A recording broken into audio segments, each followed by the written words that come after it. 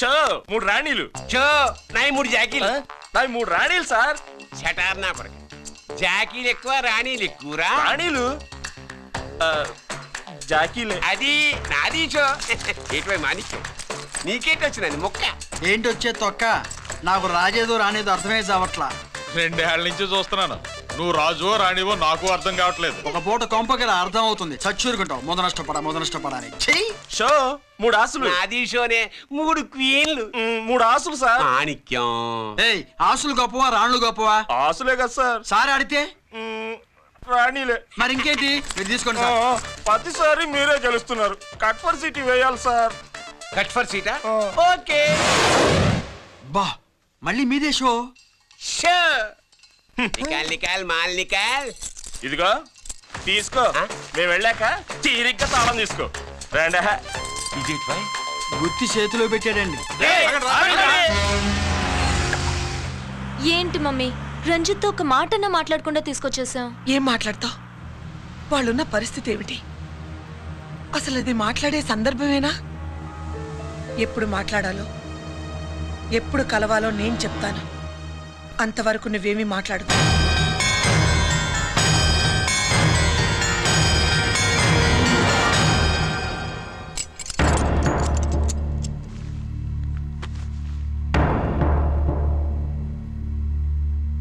Canteen దగ్గర police duty చేశారు కదా, ఇప్పుడు అన్నగారి డ్యూటీ చేయడానికి జైలుకు వచ్చారా? అవునరా అన్నగా, నేను నీకేం ఉపయోగపడ్డాను? జీవితంలో నా వల్ల నువ్వెప్పుడు నష్టపోతూనే ఉన్నావు. చిన్నప్పుడు నా వల్ల చదువుకు దూరం అయ్యావు. ఇప్పుడు నా కారణంగానే వాళ్ళు నిన్ను ఈ కేసులో ఇరికిస్తే ఇంటికి దూరం అయ్యావు. థ్యాంక్స్ అమ్మా. నా కోసం కన్నీళ్లు పెట్టేవాళ్ళు కూడా ఉన్నారని నిరూపించుకున్నావు. ఎలా ఉన్నావురా? జైల్లో ఉన్నా ఇంట్లో ఉన్నట్టే ఉంది. నాన్న నన్ను ఇప్పుడు దోషిగానే చూస్తాడు కదా. ఆయన గురించి నువ్వు అలా అనుకుంటావు, కానీ నీ గురించి ఆయన ఎంత టెన్షన్ పడుతున్నారో తెలుసా? దేనికి? జైలు నుంచి తప్పించుకుంటానన్నా? అది మాత్రం కరెక్ట్ గా ఊహించాడు. అంటే ఆ బోర్డు చూడు, ఖైదీలు 213 అని ఉంది. తెల్లారేసరికి ఆ నంబరు 212 అవుతుంది. తమ్ముడు, ఆ పని మాత్రం చేయొద్దు. ఇల్లీగల్ గా వాడిని నిరికిచ్చాను. లీగల్ గా నేను విడిపించుకుంటాను. ఈ లోపు తొందరపడి జైలు నుంచి పారిపోనని నాకు మాటివ్వు. ఇవ్వరా?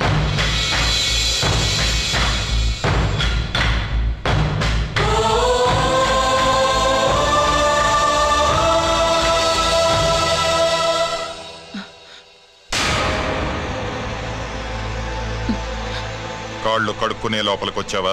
అదేమిటండి? ఎవరైనా గుడికి వెళ్లే ముందు కాళ్ళు కడుక్కుంటారు. వెళ్ళకూడని చోటికి వెళితే ఇంట్లోకొచ్చే ముందు కాళ్ళు కడుక్కుంటారు. నువ్వు అలాంటి చోటికే వెళ్ళొస్తున్నావు కదా. గిరి మీకంత కానివాడైపోయాడా? నా దృష్టిలో వాడు అరెస్ట్ అయిన రోజే చచ్చిపోయాడు. ఇంకెప్పుడు జైలుకెళ్ళి నా పరువు తీయద్దు. పాటకి ప్రాణం పల్లవి అయితే ప్రేమకి ప్రాణం ప్రేయసి కాదా. సార్ పిలిచారా సార్? ఏంట్రా కోటి, ఏంటి హుషారుగా పాటలు పాడుతున్నావు? కుప్పు సాంగ్ కోసం ఏం తెచ్చావేంది? పండగ కదా, పాపం తింటాడని 10 4 తెచ్చాను. జైల్లోకి ఇలాంటివి తీసుకురాకూడదమ్మా. పాలు పళ్ళు సెల్ ఫోన్లు బిర్యానీ ప్యాకెట్లు తీసుకురావచ్చా? అవి కూడా తీసుకొచ్చావేంటి? ఇవి కూడా తీసుకొచ్చాను. హానెస్ట్ నాకు ఇలాంటివి నచ్చవు. అంతసేపు చూసుకోకలేదు. అవి దొంగ నోట్లేం కాదు, మంచి నోట్లే. ఏమో ఎవరు నమ్మొచ్చాడు. Safe side. ఇంకేంటి? నువ్వేం తెచ్చావు ఫాఫా? చిచి, ఏరియా అంతా పాడు చేశాడు. నువ్వేం తెచ్చావు? నేనేం తెచ్చానో నువ్వు చూడలేవుగా. అలా చూడకూడని వాటిని జైల్లోకి తీసుకురాకూడదా? మా రూల్స్ ఒప్పుకోవు. నేను ఇచ్చేదానికి మా నాన్న ఒప్పుకోడు. అంటే అర్థం కాలేదా? నేను తెచ్చింది మా బావ మీద ప్రేమ. అబ్బో, లోపలికెళ్ళి కురిపించుకో. అలాగే ఇలాగే ఫదవే వయ్యారి గాలి ఫటమా పైకి పక్షిలాగా ఎగిరిపోయి పక్క చూపు చూసుకుంటూ తిరిగి. బాంబులా? ఆ బ్యాగ్లో బాంబులు ఏంటి?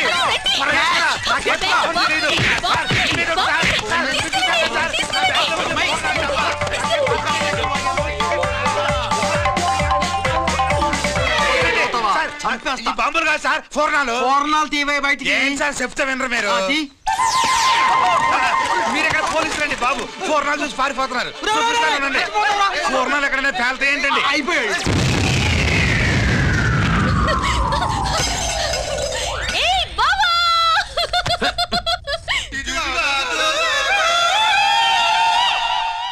బాణాలు బాంబుల్లా ఫేలిపోయినాయి ఏంటి? వాడిని కస్టడీలో తీసుకోండి. అలాగే సార్. పయనించే ఓ చిలుక పారిపో ఈడాడో మెంటల్గాళ్ళ ఉన్నాడు. ఏంటి ఇది నీ పనేనా? అవును బావా, దీనికోసమే. జైల్లో అయితే జైల్లో కాపురం చేస్తే కృష్ణుడు పుడతాడంట. పుడతారు మీరు ఇక్కడ నా జైల్లో కాపురాలు చేసి పిల్లల కంటే మేము జోల పాట పాడుతూ కూర్చుంటాం. ఇదిగో, వదలవమ్మా. ఇక్కడ ఆడి చేయకూడదు. నువ్వు ఎక్కడ దొరికేవే తల్లి? ఇదిగో, నువ్వు ఇట్లా వెనక్కి రావే. బా. ప్రేమికులు వేరు చేస్తావా? నువ్వు నాశనం అయిపోతావు. ఈ ప్రాబ్లం ఉంటుందని ఊహించే చుట్టుపక్కల ఏ ఇల్లు లేకుండా పొలంలో బయటికి ఎప్పుడు వస్తావు బావా? అన్నయ్య గురించి ఆలోచించి ఆగానే, లేకపోతే ఈ జైల్లో ఒక లెక్క. నీకు ఏది లెక్క ఉందో ఆయన నువ్వు రావమ్మా. వస్తా బావా. నువ్వు రావద్దే, నేనే వస్తా. హలో అక్కడ మా ట్రాఫిక్ కానిస్టేబుల్ శామ్యుల్ అని ఉంటాడు, అతనికి చెప్పబోయా. Good morning sir. Good morning. ఏమండి సుబ్రహ్మణ్యం గారు? Sir good morning sir. Good morning. నాకేమైనా ఫోన్లు వచ్చాయా? హోమ్ మినిస్టర్ పేషెంట్ నుంచి ఫోన్ వచ్చిందండి. మ్యాటర్ ఏంటి? ఏం లేదు సార్. ఇంకా డీజీపీ ఆఫీస్ నుంచి ఫోన్ వచ్చిందండి. మ్యాటర్ ఏంటి? ఏం లేదు సార్. డేటా కలెక్ట్ చేయండి. Okay sir. ఇంకా ఆ స్వాతి అంటే 3 సార్లు ఫోన్ చేసింది సార్.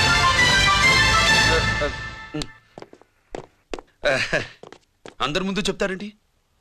ఇప్పుడు చెప్పండి. ఈవిడ మాత్రం మ్యాటర్ చెప్పిందండి. పావు గంటలో రింగ్ ఇస్తానంది.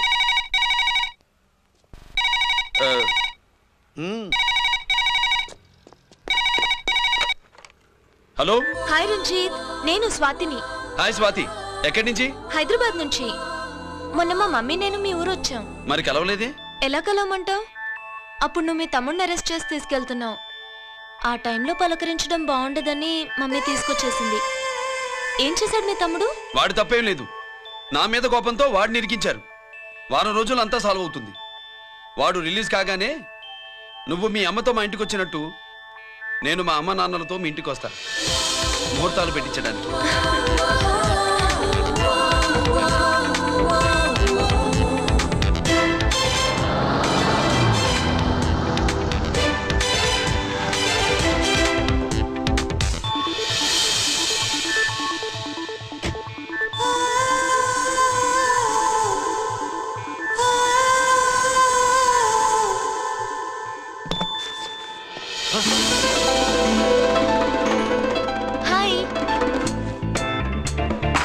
ఏంటి లగేజ్తో సహా వచ్చేసావు? ఏజ్ బారవక ముందే తొందర పడదామని. అందుకని చెప్పా పెట్టకుండా ఇలా దిగిపోవడమేనా? ముహూర్తాలు చూసుకొని దిగడానికి నువ్వేమన్నా 3 ముళ్ళతో రెడీగా ఉన్నావా? అందుకే ఎదురుగా ఉంటే నీకు ఇన్స్పిరేషన్ గా ఉంటుందని వచ్చేసా. ఎవరు?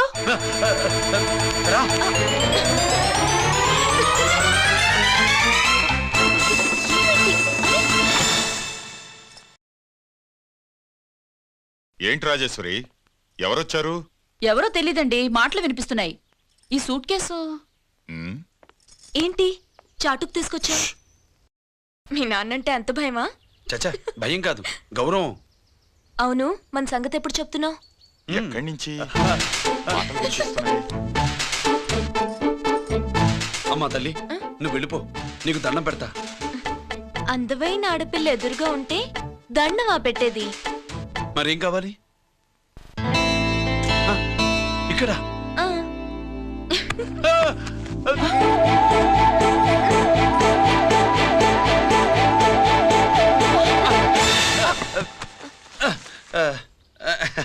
అదేంట్రా పోలీసు పోయి ఉండి దొంగాటాడుతున్నావు?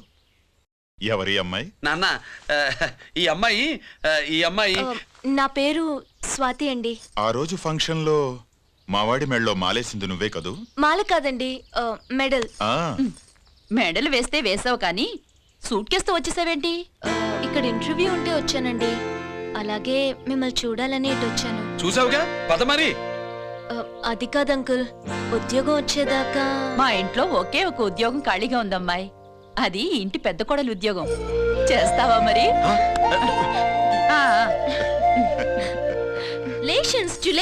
కంగ్రాచులేషన్స్ బావా, అక్క సూపర్ గుంది. చాలా థ్యాంక్స్ అక్క. మా నాన్న పెద్దబావం చేసుకొని నస పెట్టి చంపేస్తున్నాడు. నువ్వు లైన్ లోకి వచ్చి నన్ను లూప్ లైన్ లో పెట్టావు. ఇంకా మా నాన్నకి బ్యాడ్ టైం మొదలైనట్టే.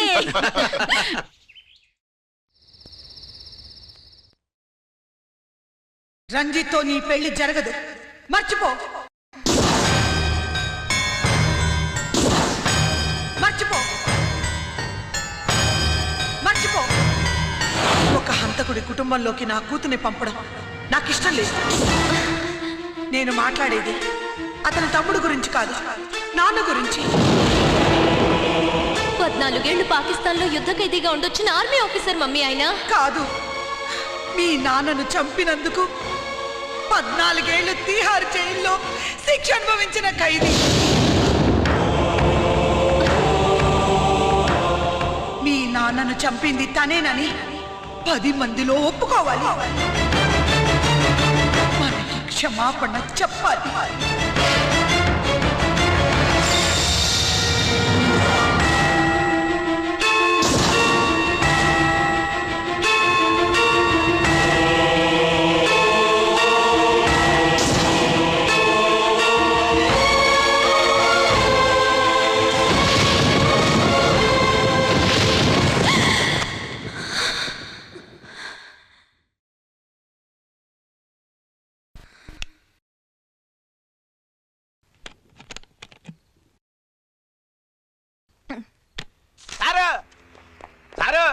గుడివాడి కైలాసం గారి కొడుకు గారు తమను కలవడానికి వచ్చేసారు. కలవమంటారేంటి?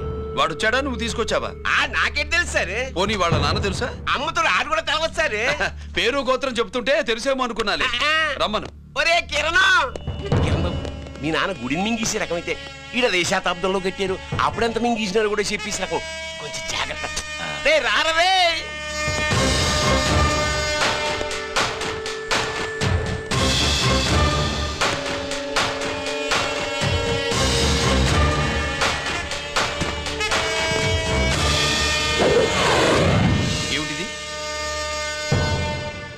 దీన్ని సూట్ కేస్ అంటారు.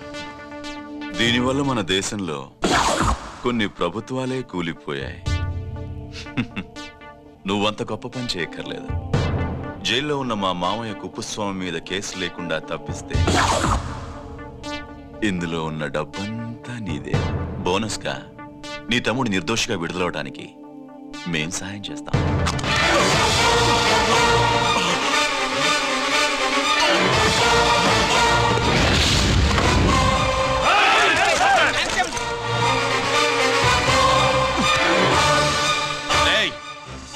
దీన్ని పిస్టల్ అంటారు. దీనివల్ల కొన్ని దేశాల్లో విప్లవాలే వచ్చాయి. దీనికి సంఘ వ్యతిరేక శక్తుల్ని కాల్చి చంపిన చరిత్ర ఉంది. నీలాంటి వాళ్ళని ఎన్కౌంటర్ చేసిన బ్యాక్గ్రౌండ్ ఉంది. మీ తమ్ముడి జీవితం మా చేతుల్లో ఉందని తెలిసి కూడా ఎదురొస్తున్నావా? నీ జీవితమే నీ చేతుల్లో లేదు. నా తమ్ముడి జీవితం గురించి నీకెందుకురా వర్రి? నోకరాజు సరే, సూట్ కేసు లోపల పెట్టి మంత్రా ఎత్తి వీటి నెత్తిన పెట్టు.